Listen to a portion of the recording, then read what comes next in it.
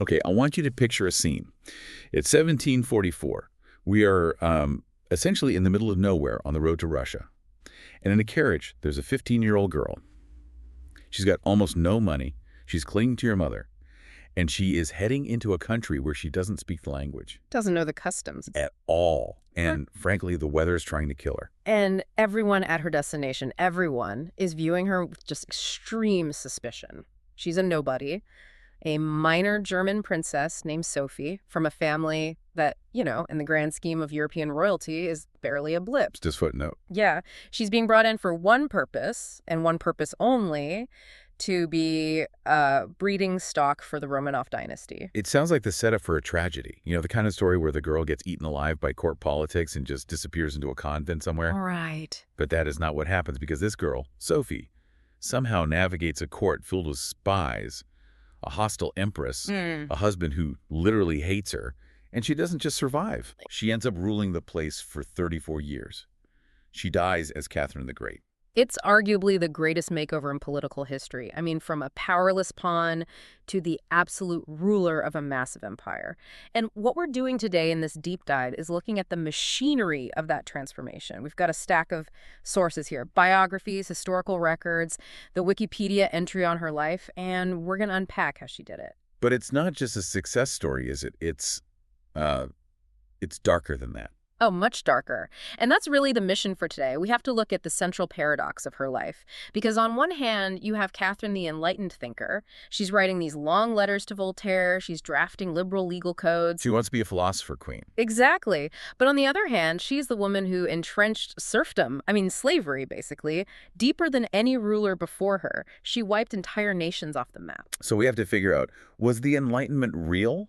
Or was it just a really expensive mask? Precisely. And to separate the political genius from the salacious myths, and believe me, there are plenty of those, we have to start with the world she was dropped into.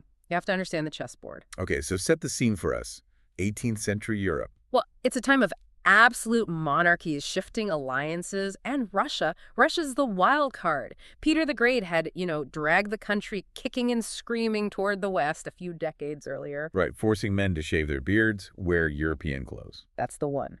But to the rest of Europe, to France, to England, to Prussia, Russia was still seen as this barbarous, terrifying giant on the edge of the map.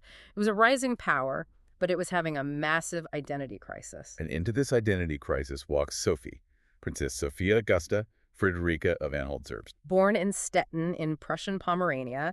Now, her title sounds really fancy, but let's be real about her status. Her father, Christian August, was a Prussian general, a solid, kind of boring career military man. So not a king. Not even close. They had a castle, but it was drafty, and they were constantly counting pennies. They were minor nobility. But her mother, Joanna, she had bigger ideas. Oh, Joanna is a classic character type. She's the ambitious mother who feels she married way beneath her station.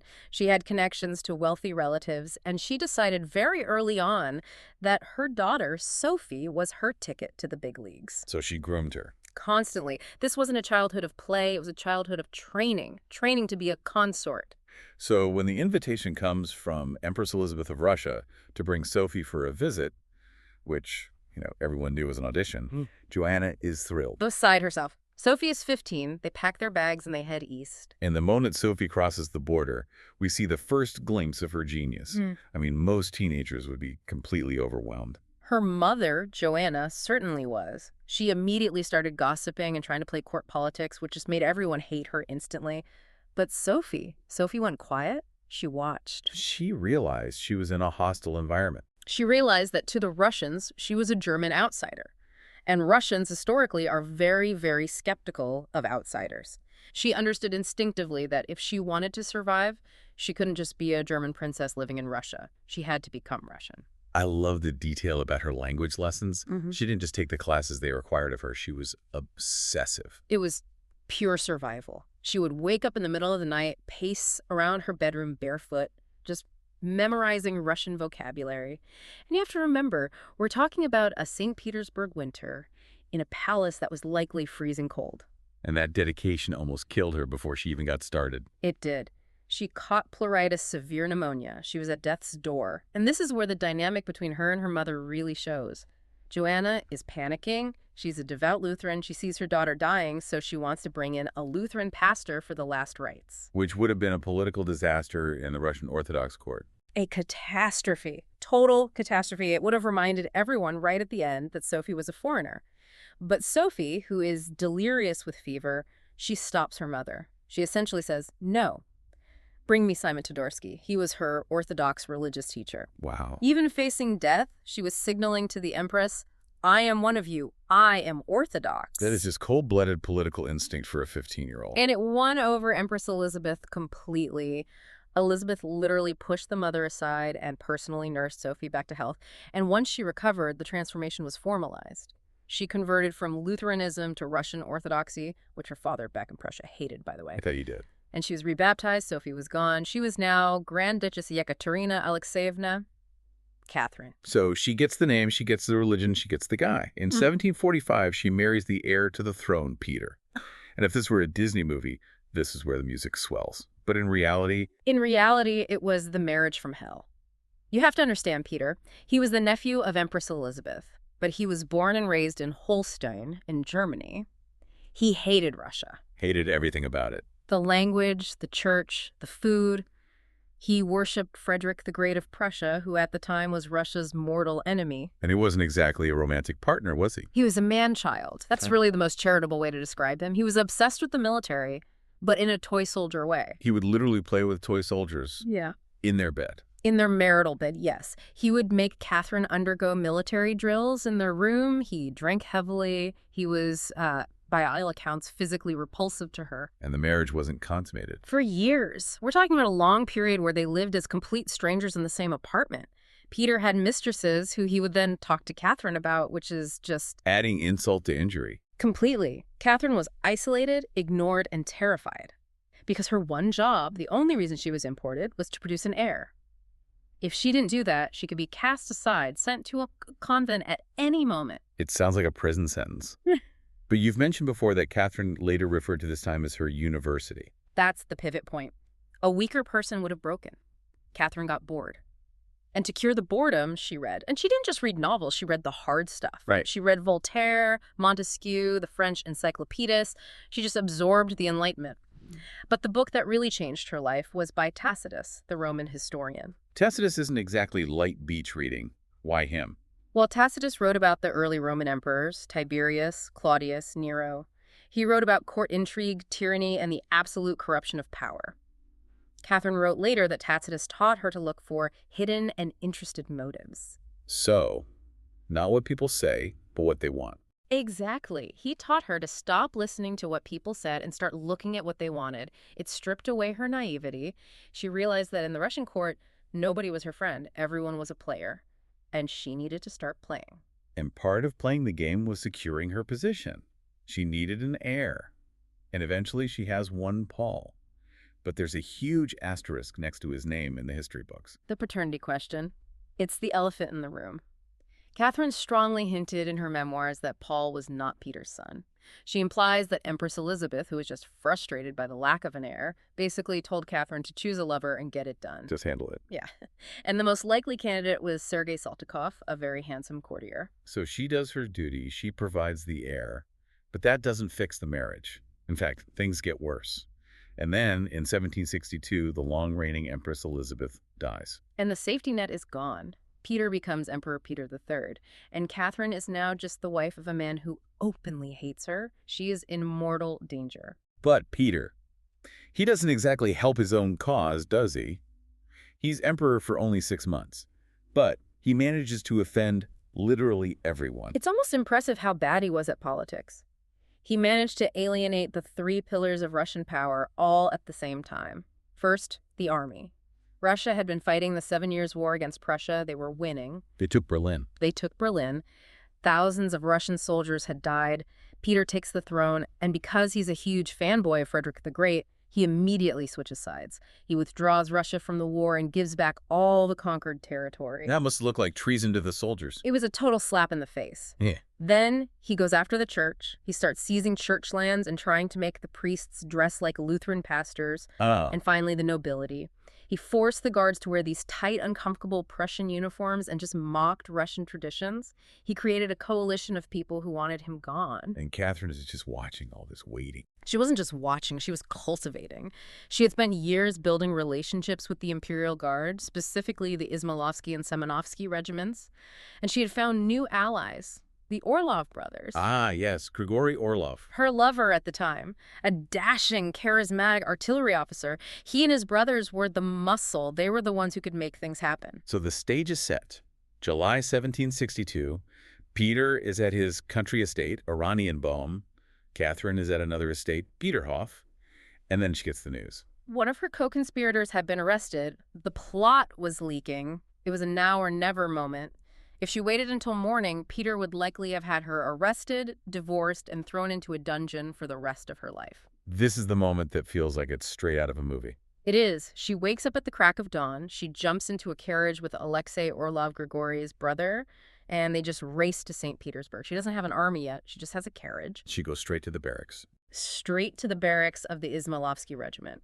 And she gives a speech. She plays the victim perfectly. She tells the soldiers, "My husband intends to kill me. I appeal to you for protection." And they buy it. Oh, they loved it. The soldiers, who hated Peter, came out cheering. They kissed her hands, her dress. They swore allegiance right there on the spot. Then she moves to the Semenovsky regiment. Same thing happens. By mid-morning, she has the army. She goes to the Kazan Cathedral. The priests are waiting, and they proclaim her the sole ruler of Russia. Not a regent for her son, Paul. The ruler. The autocrat. It was a bloodless coup, initially. Peter III was arrested. He panicked, abdicated, and apparently cried like a child, asking if he could keep his violin and his favorite dog. He was sent to a country estate called Ropsha. And 8 days later, the bloodless coup gets a little bloody. Peter dies. Now, the official notification that was sent out to the foreign courts stated that he died of hemorrhoidal colic and an apoplectic stroke. Hemorrhoidal colic. It sounds ridiculous to us, and it sounded ridiculous then. It became the great Russian euphemism.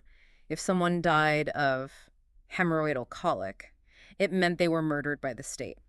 So did she order the hit? The historical consensus is mixed, but it leans toward no direct order but implied permission. The most likely scenario is that Alexei Orlov and the guards got drunk, a fight broke out, or they simply decided he was too dangerous to keep alive and they strangled him. And Catherine's reaction? She claimed to be horrified, or at least she acted horrified, because it made her look like a usurper and a murderer. But let's be honest. His death solved her single biggest problem. So she is on the throne. She goes to Moscow for the coronation in September 1762. And she commissions the great imperial crown. A masterpiece. Almost 5,000 diamonds, 75 huge pearls, a massive red spinel right on top. It was a statement piece. It said, "I am not a German princess anymore. I am the matriarch of Russia." This brings us to the part of the story that I find the most difficult to reconcile. She has the power. She has the crown. And she has this reputation as an enlightened despot. She wants to be a philosopher queen. She cared deeply about her intellectual reputation. She started a correspondence with Voltaire that lasted 15 years. He called her the Star of the North. Okay. She invited Diderot to Russia. She bought his entire library when he went broke and let him keep the books, just paying him a salary to be her librarian. So she's projecting this image. Oh, absolutely. She wanted to be seen as the champion of reason and liberty. She even wrote a legal code, right? The nakaz. The instruction. It was a massive document, heavily, let's say, inspired by Montesquieu and Beccaria. It proposed things that were radical for Russia: equality before the law, the abolition of torture, questioning capital punishment. She even gathered a legislative commission from all across Russia to discuss these new laws. It sounds like democracy. It looked like democracy, but it was theater. When the rubber met the road, the reforms were mostly theoretical. And as her reign went on, especially after the French Revolution broke out in 1789, she pulled back hard. The guillotine probably scared her. It terrified her. She saw what happened to the French monarchy, and she said, "Nope, not happening here." She cracked down on any kind of dissent. And the biggest contradiction is the serfs. We can't talk about Catherine without talking about serfdom. It is the absolute tragedy of her reign. Catherine knew serfdom was morally wrong. She wrote about it in her private notes. She called it economically backward and inhumane. So what happened? Under her rule, serfdom didn't end. It expanded. It got worse. How does she justify that? I love liberty, but I'm going to give 10,000 people to my boyfriend as a gift. That is literally what she did. She distributed state peasants, who had some limited rights, to her favorites and her generals, turning them into private serfs who had almost no rights at all. Yeah. But you have to look at the political trap she was in. She was a usurper. She had no blood claim to the throne. She sat there only because the nobility supported her. And the nobility's entire wealth, their entire way of life, was based on owning human beings. So if she frees the serfs, The nobility kills her, just like they killed her husband. It was a bargain, really. You keep me on the throne and I will guarantee your absolute power over your land and your people. In 1767, she even signed a decree forbidding serfs from submitting complaints against their masters directly to her. She cut off their only legal recourse. and that pressure, it eventually exploded. We have to talk about Pugachev. Yemelyan Pugachev. This is a story that feels like a dark fairy tale. He was a disaffected Don Cossack who decided to claim that he was actually Peter III. The husband who died of hemorrhoidal colic. The very same. The rumor among the peasants was that the good Tsar had survived the assassination attempt by his wicked German wife and the evil nobles, and he was coming back to free the people. And people believed him. Thousands. Tens of thousands. It wasn't just a riot, it was a civil war. From 1773 to 1775, Pugachev's army swept through the Urals and the Volga region. They burned manor houses, they tortured and killed landlords. It was a full-on class war. That must have terrified Catherine. It was her absolute worst nightmare coming true. The enlightened peasants she imagined in her letters were actually coming to kill her. She sent the army, crushed the rebellion with extreme brutality, and Pugachev was brought to Moscow in an iron cage and executed. And that was the end of reform. The psychological damage was done. After Pugachev, any serious talk of freeing the serfs was dead. She realized she needed the iron fist of the nobility to maintain control. So at home, she becomes the enforcer. But abroad, she is the map maker.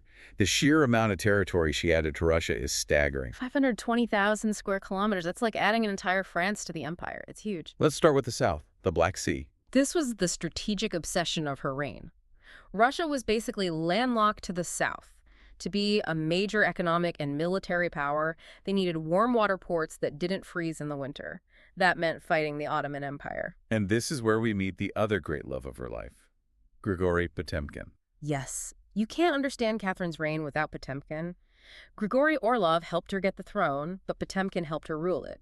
He was brilliant, chaotic, energetic, one-eyed, a larger-than-life character. And more than just a lover. Oh, much more. He was her co-emperor in everything but name. He masterminded the annexation of Crimea in 1783. Which is still a massive geopolitical issue today. Exactly. But for Catherine, it was the jewel in the crown. It allowed her to build the Black Sea Fleet. Potemkin founded all these new cities, Odessa, Sevastopol, Kherson.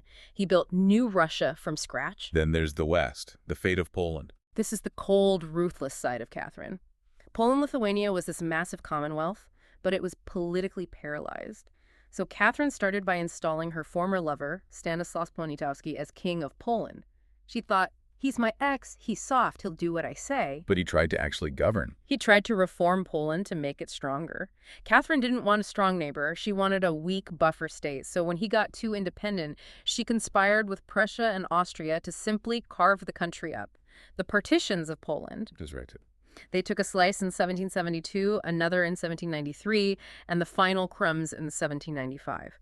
Poland was completely erased from the map of Europe until 1918. It's chilling. She just deleted a country. It was geopolitics at its most brutal, but from her perspective, she was just securing Russia's western border. She was also looking east, Alaska. Russian America. The colonization reached all the way to Alaska and even parts of California under her reign. She also had this very tense relationship with China. She exchanged letters with the Qianlong emperor, who was just as arrogant as she was. She once called him an unpleasant neighbor and made fun of his small eyes in a private letter. Very diplomatic. Very. She wanted Russia to be a global power spanning 3 continents. We've talked about the wars and the politics, but we should also give credit for her domestic achievements, specifically public health. The smallpox story is actually incredible. It is. Smallpox was the scourge of the 18th century. It killed indiscriminately. In 1768, Catherine decided to introduce inoculation to Russia. Now, we have to clarify, this wasn't a modern vaccine. This was variolation. How did that work? It sounds grim. It was gross and it was dangerous. They would take pus from a smallpox pustule of a sick person and thread it into a cut on a healthy person's arm. The idea was to give you a mild case, so you'd be immune.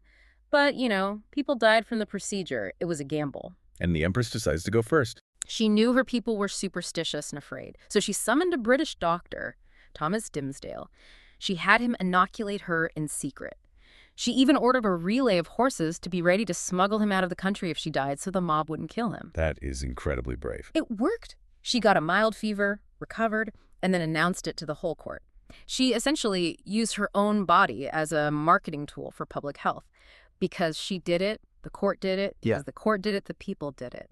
By 1800, millions of inoculations had been done in Russia. She saved countless lives. She also tried to drag Russia into the cultural world. The Hermitage Museum exists because of her. She called herself a glutton for art. She was buying art by the ton. She bought entire collections from European aristocrats who were going broke, Walpole's collection from England, Crozat's from France. At one point, she bought 225 paintings in a single deal. Wow. It was a power move. She wanted to show the West, you think we are barbarians. I have more Rembrandts than you do. And she founded the Smolny Institute for Women. The first state-financed higher education institution for women in Europe. That's a huge legacy. She wanted to create a new kind of person. She thought if she took these girls and educated them in isolation, away from the backwardness of their families, she could improve the moral fiber of the nation. But only for noble girls. Of course. This was only for the nobility. The serf girls were still completely illiterate. Right. It always comes back to that divide. Now, we have to pivot to the topic that everyone seems to focus on when they hear her name, her private life, the favorites. The favorites, yeah. It's important to understand this wasn't just her sleeping around. It was a system of government. Explain that. Catherine ruled alone. She didn't have a husband. She didn't trust having a prime minister. The favorite filled the role of a companion, a confidant, and often a key minister. When she took a lover, they moved into a specific set of apartments in the Winter Palace, connected to hers by a private staircase. They were made an adjutant general. They had access to real power. But she practiced serial monogamy, right? Yes, absolutely. She wasn't having orgies. She had one partner at a time. The relationship would last a few years, and when it ran its course, she would dismiss them. And the exit package was legendary. Oh, to be an ex-lover of Catherine the Great, she made them fabulously wealthy. She gave them thousands of serfs, palaces, titles, and massive pensions. And she usually remained friends with them afterwards. It was a very civilized breakup, funded by the state treasury. We mentioned Orlov and Potemkin, but there were others, especially as she got older. Platon Zubov was the last one. He was 22 years old, and she was over 60. That dynamic was, well, a bit sadder.